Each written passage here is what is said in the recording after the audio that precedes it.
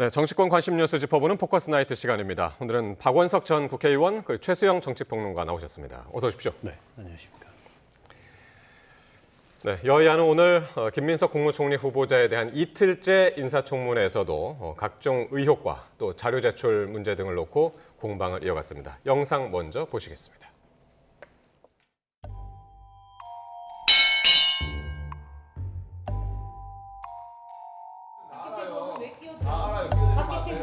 자, 조용히 해 주시기 바랍니다. 자, 조용히 해 주세요. 자, 다들 벼슬이라고 하는 뜻이 닭벼슬에 있는 것만 벼슬이 아니에요. 갑자기 이렇게 다른 의원이 끼어드는 이런 것은 우리 법사위에서는 존경하는 정청래 위원장께서 엄격하게 금지를 하고 있습니다. 좀 끼어드는 것은 회의 진행에 상당한 방해가 되니까 위원장님께서 좀 적절하게 제지를 해주시기 바랍니다.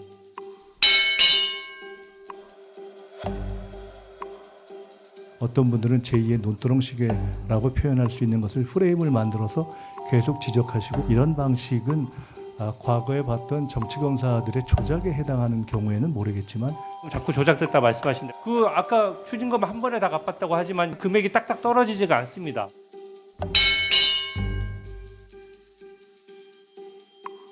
질의하고 있는 순간에도 계속 휴대폰을 만지작거리며 질의하는 의원에게 집중하지 않는 모습을 여러 번 보인 바가 있습니다. 김민석 후보가 뭐라고 우리 인사청문위원을 모독했냐면요, 저희를 상식적인 상식인이 아니다라고 지칭을 했습니다.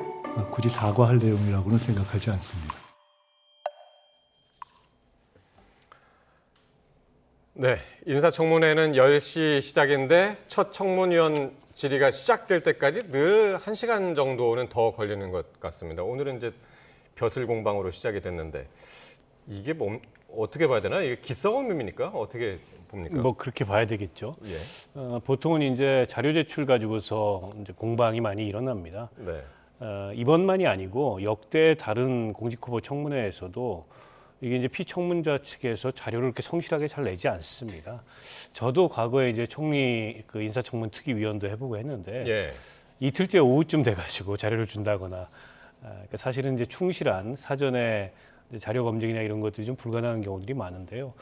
어제 이어서 오늘도 오전에 이제 회의를 시작하면서 자료 제출 부실 문제를 가지고 여야 간의 공방이 있었고, 그 과정에서 무슨 뭐 벼슬 논쟁이나 이런 것도 있었는데요. 예. 이게 이제 우리가 인사청문회가 도입된 지 굉장히 오래됐습니다. 김대중 정부 때 도입이 돼서 예. 제도가 이제 성숙될 만도 한데, 오히려 이게 이제 악화가 양화를 부축한다고 점점 더 나빠지는 게 아닌가 이런 생각이 들어요. 그래요. 급기야 네. 이제 증인 참고인이 한 명도 없는 예. 총리 청문회를 이제 처음 하게 되지 않습니까? 예. 이것도 굉장히 좋지 않은 저는 선례를 남기는 거라고 보고요. 근데 이제 매번 이 여야가 공수교대가 되면, 정권 교체가 되면 종전까지 자신들의 입장을 정반대로 뒤집어 가지고 그러니까요. 상대방이 취하던 입장으로 예. 이렇게 옮겨가는 모습들을 보이는데, 큰 틀의 제도 개선이 좀 필요할 것 같아요. 이번에 예. 이제 민주당에서도 제도 개선하자 이런 제안을 했는데, 이건 이제 정파를 떠난 문제인 것 같습니다. 어떻게 보면 이제 공직 후보 검증이라는 건 굉장히 중요한 국정의 과제고, 네. 근데 이게 이제 뭐 신상 문제, 도덕성 문제 여기서만 항상 멈추거든요. 그러게요. 때문에 그건 좀 비공개 영역에서 엄밀하게 검증을 하되, 국민들 앞에 공개하는 이제 청문회장에서는 어떤 국정 비전이라든지 정책 능력이라든지 예. 자질이라든지 이런 걸 중심으로 검증할 수 있도록 조금 이제 제도를 선진화할 필요가 있다 이런 생각이 듭니다. 예. 오늘 이제 앞서 이제 영상 보신 거는 이제 오늘 시작 부분 이렇게 보셨는데, 오늘 그 이틀째 청문회 어떻게 보셨는지 모르겠네요. 그 김민석 후보자가 앞서서 이런 얘기를 했습니다. 내야 할 거 다 내고 털릴 것은 다 털렸다. 이제 어제 청문회에 대해서는 이렇게 이야기를 한 거거든요. 네. 어떻게 들으셨나요? 뭐 내가 털릴 만큼 털렸다는 건 주관적인 표현이니까 본인이 당할 만큼 당했다는 그 뜻이라면 저는 이해가 되는데, 낼 만큼 당했다는 건 저는 전혀 동의하기 어려워요. 생각해 보십시오. 지금 말씀하신 대로 2000년 김대중 정부 때 이제 총리 인사청문회가 제도가 시작됐는데 25년의 세월이 흐르고 19명의 총리 후보자 청문을 하는데 딱 한 명의 증인도 나오지 않고, 정말 증인 제로, 참고인 제로, 처음입니다. 예. 그럼 이게 낼 만큼 낸 건가요? 그러니까 저는 저 김민석 후보자가 사실은 좀 뭐랄까 자기중심적인 지금 이야기를 하고 있다. 그러니까 국민들이 지금 묻고 싶은 거는 이제 뭐 몇 개 안 됩니다. 사실은. 그러니까 김민석 후보가 재산이 없는 거 다 알고 있습니다. 그러니까 그 정치적인 그 낭인 생활도 오래 했던 거 알고 있습니다. 그런데 이제 어쨌든 국회의원을 다시 시작해서 5년간 총 수익은 5억 5천인데 왜 지출이 13억 됐는데 나머지 그 간극이 한 7억 정도 되는 금액이 왜 전부 현금이고 또 다 지원받은 금액이고 입증할 수가 없고 계좌 자료도 없고 그다음에 증인도 안 나와서는 그 후보자의 입만 쳐다봐야 되는 그 상황인가 그걸 묻고 있는 거란 말이죠. 핵심은 그건데 예. 그 대답을 안 해요. 그 대답을 안 하고 심지어 오늘은 이게 뭐 노무현 전 대통령 당시 노무현 전 대통령 검찰이 말하자면 압박 수사, 표적 수사를 했던 일반 논두렁시계 예. 그 즉 주요 증거품을 고급 명품을 논두렁에 버렸다 해서 이제 논두렁시계라는 프레이밍이 붙었는데 그 프레이밍 상징하는 게 바로 이제 조작 수사 아니면 억압 수사 뭐 이런 것들 얘기하는 건데 그걸 얘기하면서 마치 본인이 이제 피해자 코스프레를 하는 건데 저는 그렇게 생각 안 합니다. 이번에 처음으로 인사청문 도입 이후에 증인 제로라는 정말 그 사상 초일이 또 있었고 그다음에 그 자료도 사실은 800건 중에 지금 뭐 국민의힘에 따르면 200여 건밖에 제출된 게 없어서 그리고 가장 중요한 거 계좌라든가 금융기록이 하나도 없다는 거. 이건 저는 이해할 수가 없어서 그 부분은 사실은 김 후보자가 설령 이 청문회에 허들을 넘는다 하더라도 좀 두고두고 본인에게 부담이 될 수 있는 정치적 사안 같다는 생각이 듭니다. 예. 그러니까 제2의 논두렁 시계다. 이 얘기가 이제 지금 말씀하신 것처럼 조작이다. 네. 뭐 이제 그걸 강조하기 위해서 이런 표현을 쓴 것 같은데 이 표현을 언제 썼냐면 주진우 의원이 계속 이제 장롱 속 현금 6억 원. 이 주장을 하니까 이 얘기를 한 거거든요. 네. 어떻게 들으셨나요? 저걸 이제 뭐 악의적인 프레임이다 이렇게 아마 김민석 후보는 느끼고 네. 여당에서도 이제 그렇게 이제 반박을 하는 것 같아요. 지금 보면 이제 공식적인 세비 수입 이외에 이 지출이 이루어진 그 수입은 도대체 어디서 온 거냐? 이게 이제 경조사, 출판기념회 등등에서 왔다고 김민석 네. 후보가 해명을 하니까 그러면 그걸 다 현금으로 받아서 입금도 시키지 않고 집에다 보관하면서 그래서 흔히 이제 장롱에다 보관한다 이런 표현을 우리가 관용적으로 많이 하잖아요. 예. 그러니까 장롱 속에 현금 쌓아놓고 쓴 거냐 이제 이런 표현으로 공세를 하고 또 주진우 의원이 그런 거 가지고 페이스북에도 글을 예. 쓰고 또 일부 국민의힘에서는 그걸 이제 현수막으로도 내걸고 하다 보니까 저게 이제 굉장히 악의적인 프레임이다 이렇게 김민석 후보가 느끼고 있는 것 같아요. 이제 김민석 후보 해명에 따르면은 그때 수입이 들어올 때마다 지출을 했기 때문에 뭐 쌓아놓고 자시고 할 게 없었다라는 건데 이제 그 해명도 조금은 좀 부족함이 있습니다. 왜냐하면 출판기념회 두 번 해서 각각 1억 5천 1억 이제 두 번의 그 수입을 올렸다는 거 아닙니까? 각각 억대의 수입을 올렸는데 그거를 뭐 12개월 할부로 받지는 않았을 거 아닙니까? 그럼 한꺼번에 현금이 1억 또는 1억 5천이 생겼던 거예요. 장롱에 보관했는지 어쩌는지는 모르겠으나 이제 그런 어떤 큰 거액의 현금이 일시에 생겼던 건 맞기 때문에 조금은 김민석 후보가 뭐 6억 그 장롱에 쌓아뒀냐 이런 표현이 악의적으로 느껴질지라도 예. 조금은 좀 겸허하게 저런 문제에 대해서 이제 입장을 좀 표했으면 어땠을까 하는 아쉬움이 예. 있고요. 예.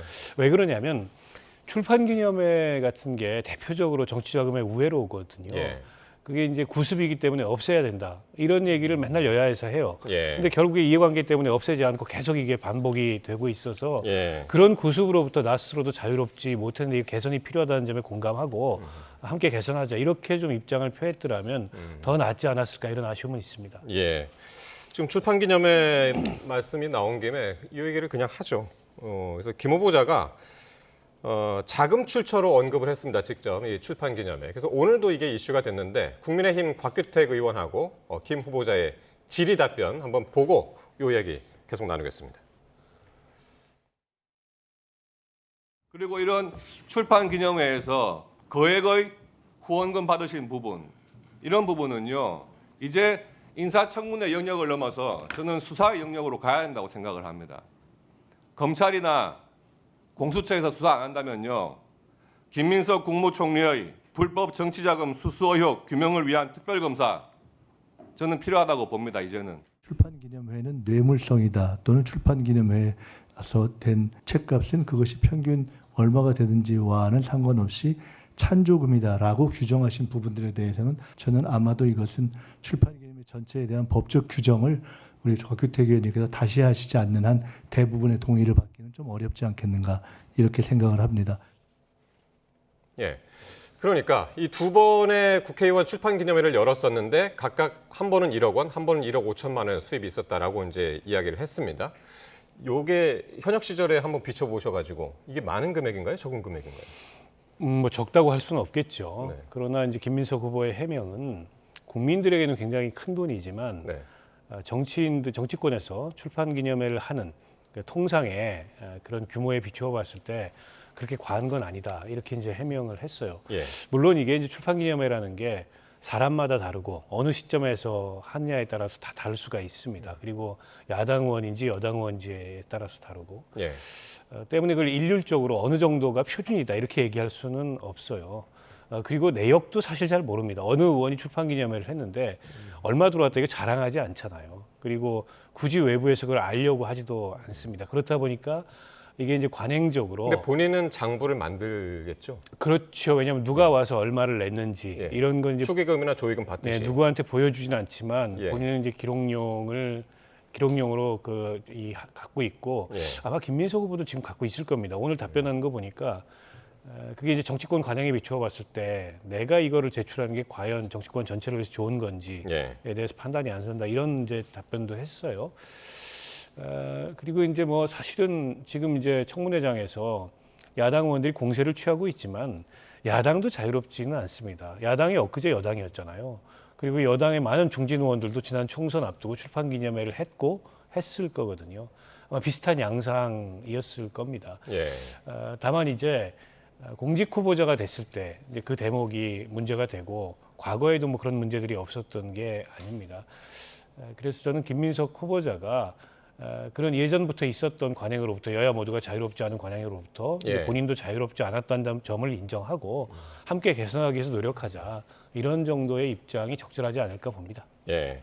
그래서 김 후보자는 책 한 권당 한 5만 원 그렇게 이제 축하금을 받았고 평균적으로 과하지 않다 이렇게 이야기를 했습니다만 곽규택 의원이 오늘 그 문제 제기한 것은 김 후보자가 과거에 국회 보건복지위원장 할 때 그때 이제 출판 기념회를 했는데 그때 이제 관련 유관기관이라든가 단체들로부터 찬조금을 받은 것 아니냐 이런 의혹을 제기하면서 그래서 수사를 받아야 된다 이런 주장이었거든요. 그렇죠. 원래 이제 그 사실 이해관계자들로부터 네. 뭐 부정한 방법 혹은 이제 적법한 관계지만 큰 돈을 다른 방법으로 우회로 이렇게 받는 거는 그건 불법인 거죠. 네. 그러니까 그 얘기를 한 건데 사실 정치권에 이건 공공연한 비밀이고 불편한 진실이기도 합니다. 솔직히 말씀드리면 출판 기념회를 다른 이름으로 출마 기념회라고 합니다. 어차피 출마를 앞두고 있으니까 출판을 통해서 이름도 알리고 돈도 벌고 뭐 이거는 예. 뭐 공공연한 비밀이죠. 그래서 뭐 적게는 수천만 원, 많게는 억대의 금액이 있었고 사실 예. 그래서 과거에 제가 뭐 검증을 하진 않겠습니다만은 한 상임위원장이 현금 개수기까지 갖다 놓고 이제 출판 기념회다 그게 논란이 돼가지고 예. 나중에 문제가 돼서 그거 기억나는 것 같은데. 공천을 못 받은 적도 있어요. 그래서 저는 이제 그 말씀을 드리고 싶은 거예요. 그러니까 지금 이 얘기가 비단 그러면 이제 그 김민석 후보자에게만 통용되는가? 그건 아니라고 좀 보는 거죠. 관행적으로 해왔는데 그래서 작년에 한동훈 전 국민의힘 대표가 이 출판 기념회 이거 이렇게 없애겠다고 하고 예. 자제령도 내린 적이 있어요. 그럼 저는 그건 맞다고 봐요. 왜냐하면 현금으로 이렇게 받는 거. 그다음에 원래는 책도 안 가져가고요. 돈만 주고 가는 관행이 있었는데 그걸 이제 법으로 선관위가 와서 체증을 하니까 예. 책 한 권 주고 받는데 그 책 한 권이 50만 원이라고 그러면 말이 안 되는 거잖아요. 그러니까 현금을 하면 안 되고 그다음에 또 하나는 이제 1인당 구매 한도도 설정을 하고 그다음에 여기에 들어갔던 비용들은 모두 회계 신고를 해야 돼요. 그래서 선관위가 통제를 하든 어쨌든 세무당국이 통제를 하든 그게 통제 기능이 있어야 돼요. 그렇지 않고 이걸 지금은 안 그런다는 얘기죠? 지금 안 예. 그런 거예요. 지금 보면은 김민석 의원도 아마 개인 장본이 있을 겁니다. 그건 누가 얼마를 낸지는 알아야겠죠. 근데 그거를 강제할 수는 없고 꺼내놓지 않아도 위법은 아니에요. 그러니까 저는 뭐 이게 뭐 검은 봉투법이다 이렇게 지금 총리 청문회를 이렇게 다 닥쳐가지고 예. 이렇게 한시적으로 하지 말고 이런 부분들은 공직선거법과도 연관되는 거니까 여야가 합의해서 새롭게 할 필요는 있겠다. 근데 이게 사실 음지에 있었고 사실은 굉장한 또 출마에 도움이 되는 돈의 어떤 그 후원 출처가 되는 것도 맞아요. 그러니까 이거 현실의 입장이라 그러면 이제 수면 위로 올려놓고 우리가 공론할 때가 됐다. 예. 이거 사실 국민들이 이번에 출판기념회가 그렇게 벌었나? 예. 라고 하는 분들도 많으실 거예요. 그래서 저는 이런 부분들은 뭐 오늘 12시가 지나면 이제 김 후보자 청문회 끝나는 거지만 이 부분은 이제 정치권의 하나의 숙제로 남길 필요는 있겠다는 생각이 들어요. 예. 그래서 야당에서는 계속해서 이제 출판 기념회 수입 내역을 공개해라. 그렇게 이야기를 하니까 규모 부자가 모든 정치인이 다 출판 기념회하고 수입을 공개하지 않는데 나만 그렇게 하면 내가 나서서 하는 건 적절하지 않다. 이런 취지로 이제 이야기를 했단 말이에요. 그게 이제 다른 의원들이 공감을 하는 부분입니까? 이런 부분이? 그렇죠. 앞서 이제 말씀하셨듯이 예. 이게 이제 관행적으로 남아 있는 네. 일종의 이제 우회적인 정치자금 모금 방법인 거고. 너도 나도 다 하는 거죠. 그렇죠. 그러니까 여야든. 예, 다 뭐예요. 합니다. 예. 그리고 예전부터 이게 좀 개선이 필요하다는 그 의견이 있었지만 개선이 안 된 채 계속 이어져 오고 있고 아마 뭐 여야 모두 다 이거 한 번쯤은 공약으로 다 냈을 겁니다. 네. 그럼에도 불구하고 이게 없어지지 않는 건데. 그래서 이제 주진우 의원이 네. 출판 기념회 회계 처리 투명성을 강화하는 그런 내용을 담아가지고 뭐 이른바 검은봉투법이라고 검은봉투법을 냈는데 급조된 법이죠. 예. 또 이렇게 이제 인사청문회를 계기로 급조된 법을 낸다고 해서 예. 그게 이제 정치권에서 합의가 이루어지거나 실질적인 개선이 이루어지지는 않을 거고 아마 이 정부 들어서도 또 이 22대 국회에서도 정치개혁 방안이 논의가 될 겁니다. 어느 시점에선가 그때 또 이제 그 오늘 일을 잊어버리지 말고 여야가 지금 이 상황을 어떻게 보면 좀 이 교훈 삼아서 이 부분을 개선할 수 있는 방안을 아예 없애자라는 네. 거라기보다도 아예 없애자 그러면 아마 그것도 쉽지 않을 거예요. 이게 좀 투명화할 수 있는 방향으로의 예. 개선 방안을 좀 찾아보면 어떨까 하는 생각입니다. 오늘 그래서 어쨌든 자료 제출 문제로 여야 간사 그리고 이제 위원장이 함께 이제 이야기를 하느라고 정회를 했다가 다시 시작하려고 했는데 아직 시작이 안 됐습니다. 이제 오늘까지가 이틀 이제 마무리되는 날이잖아요. 네. 어떻게 청문 보고서 채택 전망은 어떻게 하시나요? 채택 안 되죠. 안 지금 되나요? 12시까지 이렇게 유야무야하다가 이게 예. 이제 여야가 이틀로 합의했기 때문에 차수 변경이 안 될 겁니다. 그러면 이제 12시가 되면 이제 위원장이 마지막 이제 의원들 불러 모으다 안 되면 이제 회의 예. 종료를 선언할 것 같은데 그러면 이제 국민의힘 입장에서는 이제 이걸 가지고 우리는 부실 청문회였고 그다음에 이거는 뭐 눈 가리고 아웅의 청문회였기 때문에 우리 청문 보고서 채택 안 하겠다 이렇게 얘기하고 여론전에 나서겠죠. 그런데 어쨌든 뭐 이 부분은 그 과반 출석에 과반 찬성이니까 예. 뭐 민주당이 발의한다고 뭐 저 의원 소집 내용 내려서 내년 다음 주에 본회 일정 잡아서 방망이 치면은 뭐 이거는 뭐 통과가 되는 거고 예. 그로부터 바로 이제 대통령이 지명 일을 하게 되는 거니까 임명장 받고 하게 되는 거니까 의미는 없죠. 그러니까 저는 국민의힘도 오늘 같은 경우 이제 더 이상 추궁할 게 없고 그다음에 추궁을 해봐야 소용이 없고 예. 자료는 오지 않고 하니까 명분 쌓기 이용해서 이제 이렇게 얘기를 했던 것 같아요. 결국 이제 사실상 뭐 청문회 무용론이 제기되는 과정이지만 청문회는 끝났다고 보는 게 네. 맞을 것 같고요. 어쨌든 이런 청문회를 그럼 해야 되느냐? 증인도 0명이고 계좌에 대한 그러니까 계좌에 대한 근거 내역도 하나도 안 내고. 그래서 오늘 경실련 그때 그 집행위원장 했던 그 김경률 회계사가 오늘 그런 얘기했더라고요. 자기를 검증하라면서 금융 기록을 한 번도 안 낸 사람은 당군일이 처음일 것이다. 이런 얘기를 했는데 이렇게 예. 금융 기록을 안 내고 모든 것이 현금이었다고 7억 원 전부 다 현금이었다고 얘기를 하는 그리고 이제 약간 불리해지면은 이건 전처가 관계돼 있어서 내가 예. 자료를 못 내겠다. 이렇게 빠져나가면 사실 이런 청문회 무용하잖아요. 그러니까 저는 이런 부분들 한번 정말 고민을 해봐야 될 시점이라고 봅니다. 어쨌든 오늘 만약에 이제 청문회가 파행으로 마무리가 되고 여당 위주로 해서 청문 보고서가 일방적으로 채택되고 뭐 본회의도 그런 식으로 해가지고 이제 통과가 된다면 어쨌든 국무총리는 되겠습니다만은 좀 지금 정권에 좀 부담이 되는 그런 상황이 전개되지 않을까 싶네요. 자, 송미령 농림축산식품부 장관 이야기인데요. 지금 갑론을박이 이어지고 있죠. 송 장관이 오늘 국회 농해수위에서 이른바 농망법 발언을 사과를 했습니다. 발언 한번 직접 들어보시죠. 농망법 이런 식으로 표현하는 것에 대해서 부작용을 낼 수 있는 측면이 있기 때문에 이렇게 다시 한번 제거하자는 취지의 그런 절실함의 표현이었다. 그런 절실함의 표현이 좀 거친 표현으로 된 것에 대해서는 사과 말씀을 드린다라는. 농망법이 그럼 희망법으로 바뀌는 겁니까? 의원님들하고 그 부분을 같이 논의해야 합니다. 예, 송미령 장관, 양국관리법을 농망법으로 불렀던 것은 절실함에서 나온 거친 표현이었다라면서 이제 사과를 했습니다. 예, 어떻게 들으셨나요? 그러니까 이재명 정부 실용 인사의 상징으로 지난 정부에서 임명된 국무위원이지만 능력이 있고 그리고 현 정부의 국정 철학을 이해하고 수용한다면 기용할 수 있다. 이런 하나의 선례를 만든 것 같은데요. 근데 이제 지난 정부 때 양국관리법 거부권이 워낙에 여야 간의 갈등 이슈였습니다. 대통령이 거부권을 이제 몇 차례나 그렇죠. 행사했던. 예. 근데 이제 그 거부권 행사를 앞장서서 건의했던 장관이다 보니까 농민단체를 비롯해서 지금 여당 내부에서도 여러 가지 반대와 지적이 있는 게 아닌가 싶은데요. 근데 본인이 오늘 국회에 나와서 이제 얘기한 바에 따르면 예. 뭐 그때는 그런 입장이었지만 지금은 좀 이 현 정부의 그 국정 철학에 맞게 본인의 입장을 말하자면 맞추겠다. 변경해서 예. 이제 정부 방침을 따르겠다라는 의사를 표현한 건데 예. 그렇다 보니까 이번에는 또 이제 야당에서 지적을 합니다. 그때하고 왜 입장이 달라졌냐, 네. 뭐 배신이다 이런 지적이 나오는 것 같고요. 예. 이게 이제 양측면이 다 있는 것 같아요. 한 측면에서는 이제 그런 뭐 실용, 능력 위주 기용 때문에 이게 좀 이전 정부들에서는 찾아볼 수 없는 그런 예. 파격 인사 이런 긍정적인 요소도 있는 반면에 근데 송미령 장관이 계엄 당일날 또 국무회의 참석도 했어요.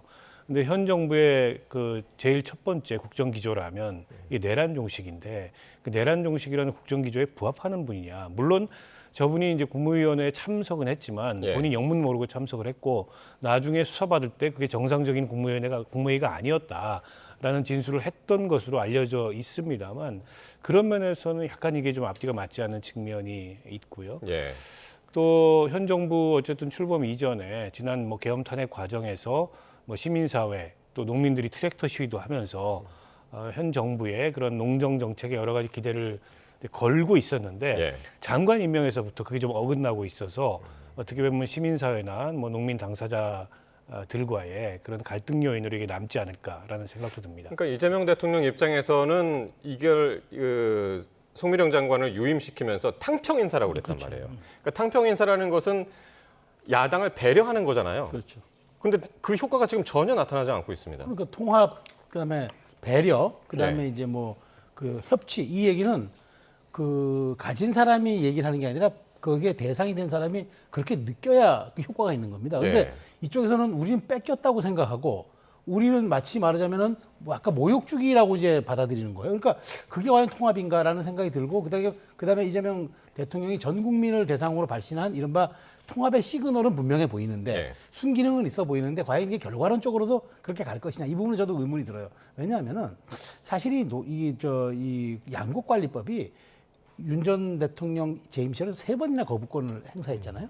그만큼 휘발성이 큰 사안이라는 얘기예요. 예. 그럼 이렇게 정치적인 아주 중심에 소용돌이 있는 이슈를 안고 있는 장관을 굳이 유임시켜야 했을까? 통합이라면 다른 부처 장관들을 했을 수도 있다고 봐요. 근데 아마 여성이고 그다음에 이제 계엄에 대해서 좀 반대를 명시적으로 했고 뭐 이런 예. 것들 때문에 또 뭐 반성이라는 표현까지 썼으니까 그렇게 했기 때문에 기용을 했다라고 저는 선의로 해석할 수 있는데 이게 과연 그 후폭풍이라든가 후과를 감안하지 않고 이걸 너무 예. 좀 순진하게 좀 나이브하게 전 접근했다고 봐요. 왜냐하면 양곡관리법은 옛날에 우리가 그 어선 감척하는 것과 똑같아요.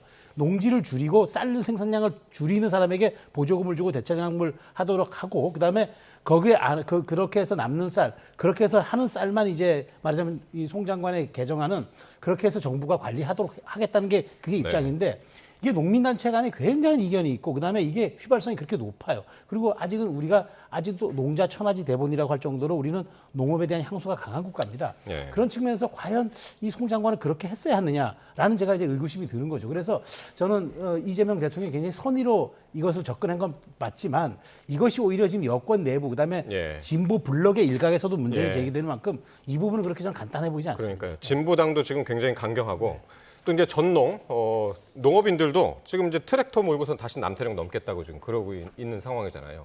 근데 이제 이 대통령은 송 장관한테 직접 풀어라. 다른 의견도 좀 듣고 직접 이 문제를 해결하라고 했는데 해결되겠습니까? 글쎄요, 뭐 본인이 어쨌든 대통령이 해결하라고 했으니까 예. 당사자들과의 만남을 통해서 뭔가 기존에 본인 입장에 대해서 이를테면 사과를 한다든지 아니면 이제 바뀐 본인의 입장을 가지고서 이런 농민단체들이나 또 진보정당의 의견을 적극적으로 수용하겠다 이런 입장을 취할 수 있겠습니다만 예. 그런다고 그게 과연 풀릴까는 잘 모르겠어요. 워낙 이제 근본적 입장 차이가 있었던 사안인데다가 그러니까 현 정부에서 양곡관리법을 그럼 과연 어떻게 할 거냐 예. 이 점도 아직은 조금 결정이 불분명한 것 같습니다. 야당 시절에 그 법안을 내서 통과시키려고 했던 거하고 근데 여당이 되면 그에 따르는 어쨌든 재정적 부담이나 이런 거를 동시에 고려하지 않을 수 없거든요. 이게 이제 쌀 생산량이 늘어나거나 가격이 떨어지면 그만큼을 정부가 보존해 줘야 되기 때문에 돈이 상당히 듭니다. 그래서 기존에 이제 민주당 정부 시절에도 막상 그 법을 통과시키지 못했던 건데 야당 시절에 과감하게 이 법안을 국회에서 통과시켜서 대통령 거부권과 맞섰던 그게 이제 바로 얼마 전이긴 합니다만 예.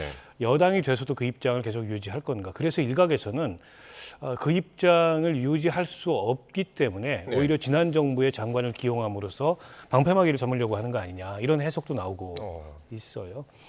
뭐 그런 것까지는 야. 아니겠습니다만 예. 어쨌든 당사자들로서는 굉장히 첨예한 문제로 지금 의견 표명을 할 수밖에 없는 그런 상황이 아닌가 싶습니다. 예. 자, 과연 송미령 장관이 이 난제를 어떻게 풀어갈지 한번 지켜봐야겠습니다. 자, 그리고 민주당 당권 경쟁 이야기. 지금 이제 8월 2일이기 때문에 한 달 좀 더 남았습니다만은 후끈 달아올랐습니다. 박찬대 정청래 의원. 계속해서 이제 연일 이렇게 복싱 스타일로 비유를 하고 있는데 지금 정청래 의원이 이제 자신의 인파이터고 박찬대 의원은 아웃복서. 그 스포츠 모르는 분들은 잘 이제 모르는 비유긴 한데 네, 이거 네. 어떻게 해석을 해야 됩니까? 정청래 의원은 자기는 예. 한 번도 상대 공격을 피하지 않고 맞받아 쳐가지고 내가 이렇게 돌파형으로 이끌어 어떤 리더십이 있다 이 네. 얘기를 하는 거고 박찬대 의원은 이런 거죠. 이재명 정부가 성공하기 위해서는 지금 외곽에서 잘 지원해줘야 되는데 네. 내가 야당과 싸우고 이런 거보다는 내가 밖에서 빙빙 돌면서 득점을 올려서 네. 판정승을 거두게 하는데 내가 일조하겠다만 그런 얘기를 이제 복싱에 비해서 한 것 같은데 저는 두 사람이 어떻게 표현하든 간에 도플갱어를 보는 느낌이에요. 둘 다 뭐 사실 지금 뭐 이재명 대통령에 대해서 강한 감성적 소구를 하는 것 외에 지금 뭐 얘기하는 게 뭐 있습니까? 한 분은 정청래 의원은 내가 이재명이고 이재명이고 나다. 한 분은 이재명 대통령이 이제까지 날 도왔으니까 난 이재명 대통령의 이제 앞으로 지켜드리겠다. 예. 그러니까 두 사람 다 수호천사가 되겠다. 두 사람 다 호위무사가 되겠다는 건데 이게 도플갱어지 뭐가 다릅니까? 심지어 오늘 의원총회 가는데 신발도 똑같은 걸 신었더라고요. 예. 그래서 카메라 사진 기자에 잡혀서 그게 그래요? 화제가 돼서 운동화, 운동화 파란 똑같아요. 운동화요? 아니 까만색 운동화인데 까만색 운동화. 어쨌든 똑같은 걸 신었더라고요. 그래서 손도 잡고 오늘 들어가던데 저는 그래서 이 부분은 뭐 서로 그냥 정말 재미없는 이 대선 경쟁을, 대표 경쟁을 만들기 위해서 하는 쇼잉 같다는 생각이 들고요. 기본적으로 1년 남은 임기에다가 이재명 대통령 임기 첫 해 대표는 대선 후보들이 아니잖아요. 그러기에 관심을 못 가져요. 그래서 저는 제가 보기에 더더군다나 이번 그 대표 경선 룰이 권리당원 55, 대의원 15, 국민 30이니까 과반이 넘는 권리당원들에게 내가 얼마큼 더 부각해내느냐. 그러니까요. 이게 관건이에요. 그러다 보니까 지금 서로 저렇게 선명성 경쟁이 아니라 충성 경쟁을 하고 있다 좀 봅니다. 그러니까 당원들의 입김이 워낙 세고 실질적으로도 예, 그러니까요. 이제 센 그런 구조가 네. 돼버렸으니까 그래서 이제 처음에는 너무 과열양상 아닌가 싶기도 했었는데 조금 저런 장면들 보면 좀 느슨해진 것도 같고 지금 분위기 어떻게 읽어야 될까요? 아직 뭐 본격적으로 달아오르는 건 아니죠. 그러니까 네. 출마 선언들을 한 상태고 네. 이제 레이스가 펼쳐지면 아무리 이제 노선의 차이가 크지 않고 네. 또 서로 간에 우호적 경쟁을 한다 하더라도 누군가는 승자가 되고 누군가는 패자가 되는 이제 그런 결과가 기다리고 있지 않습니까? 예. 하다 보면 과열이 안 이루어질 수가 없고 또 지지자들 간에 우리 후보가 더 낫다. 예. 여기 이 경쟁이라면 그나마 나은데 이제 서로 비방하는 뭐 예. 그런 모습도 나타날 수 있다고 보고요. 근데 저는 그러니까 이게 임기 1년짜리 보궐 당대표 선거고 워낙에 국정 초기여서 대통령 국정 운영을 누가 잘 서포트하느냐 그걸로 이제 판가름이 날 텐데 그럼에도 불구하고 이제 여당이라는 게 야당보다 어떻게 보면 하기가 더 어렵습니다. 예. 그냥 여당이 대통령의 마이크가 돼가지고 대통령의 생각이나 대통령의 말을 되풀이하는 그런 존재가 된다면 그건 여당 역할을 전 제대로 하는 거라고 볼 수 없다고 생각을 하고요. 예. 여당은 오히려 민심을 대통령한테 잘 전달하는 밝은 눈과 귀가 돼야 되는데 그런 측면에서 지금 출마 선언을 한 두 후보도 대통령을 지키겠다. 내가 대통령이고 대통령이 나다. 이렇게만 얘기할 뿐이지 예. 이때면 대통령이 다 살피지 못하는 민심을 찾아서 어떻게 그걸 잘 전달할까 이런 네. 측면에서는 별다른 메시지를 내놓고 있지 못해요. 그래서 이제 막 시작한 선거이기 때문에 앞으로 좀 지켜보겠습니다만 그냥 여당이라 그래서 대통령을 무조건 지키고 대통령을 무조건 따르겠다. 그보다는 조금 더 성숙한 모습이 필요하지 않을까 싶습니다. 그렇군요. 자, 그리고 마지막으로 이재명 대통령 행보 한번 살펴볼 텐데요. 눈에 띄는 게 지역 행보를 비교적 자주 네. 지금 이제 다니고 있고요. 오늘은 이제 광주를 찾았는데 광주의 지금 현안이죠.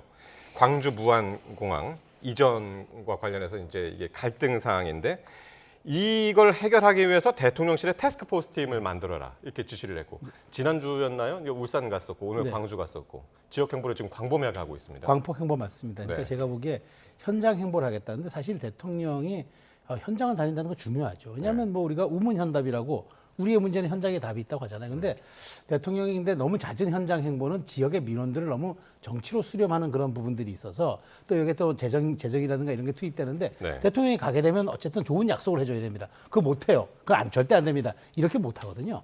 지금 오늘도 가보시면 이런 얘기들 아까 들으시면 알지만 대통령실이 거중 조정하겠다. 그래서 뒤에 뿌꾸려가지고 우리가 컨트롤 타워 역할을 하겠다는 건데, 예. 그런 건 좋아요. 그러니까 정치가 어쨌든 갈등을 조정하는 게 정치의 본령이니까.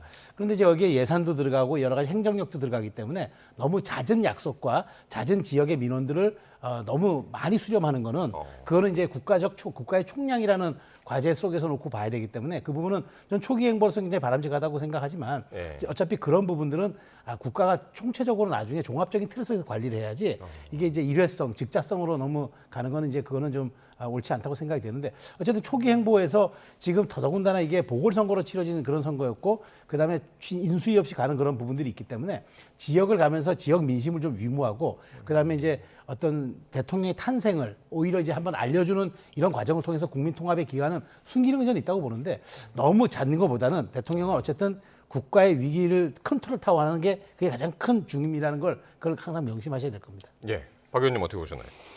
일단 임기초니까요. 임기초에 다양하게 민심을 청취하고 또 현 정부가 국민주권 정부가 되겠다. 이렇게 이제 현 정부의 이제 기조를 표방한 마당에 적극적인 소통에 나서겠다는 그 의지나 또 네. 대통령의 행보 이건 좀 높이 사야 된다고 생각합니다. 다만 대통령이 현장에 가서 그 국민의 목소리를 듣는다고 예. 그걸 다 들어줄 수 없거든요. 그리고 다 그걸 정부 정책에 반영할 수 없고 덜어는 어쨌든 이 정부가 오히려 거꾸로 국민을 설득해야 될 그런 이슈도 있을 거고 예. 갈등 이슈 같은 경우에는 오히려 중재나 조정의 역할을 해야 될 예. 그런 측면도 있을 거예요. 근데 이재명 대통령이 행정을 잘 아는 분이잖아요. 현장도 잘 알고 기초단체장부터 시작해서 이제 광역행정도 해봤고 지금 예. 이제 대통령이 되셨기 때문에 이제 그런 경중이라든지 우선순위라든지 정부가 수용할 수 있는 사안과 수용할 수 없는 사안이 구분 못하지 않을 거라고 네. 보고요. 지금은 어쨌든 임기 초에 이게 이제 인수위도 없이 출범한 국정과제도 발표하지 못한 채 출범한 정부가 적극적으로 국민의 의견을 듣겠다라는 취지의 저런 행보기 때문에 바람직하다고 생각합니다. 예. 그러니까 지난번에 이제 경기도지사 할 때인데 계곡 그 상인들 문제를 이제 직접 해결을 했기 때문에 이제 현장을 이제 곳곳을 이제 찾아다니는 것 같은데 그 효과가 어떻게 나타날지는 한번 두고 보도록 하겠습니다. 지금까지 박원석 전 국회의원 그리고 최수영 정치평론가와 함께했습니다. 두 분 고맙습니다.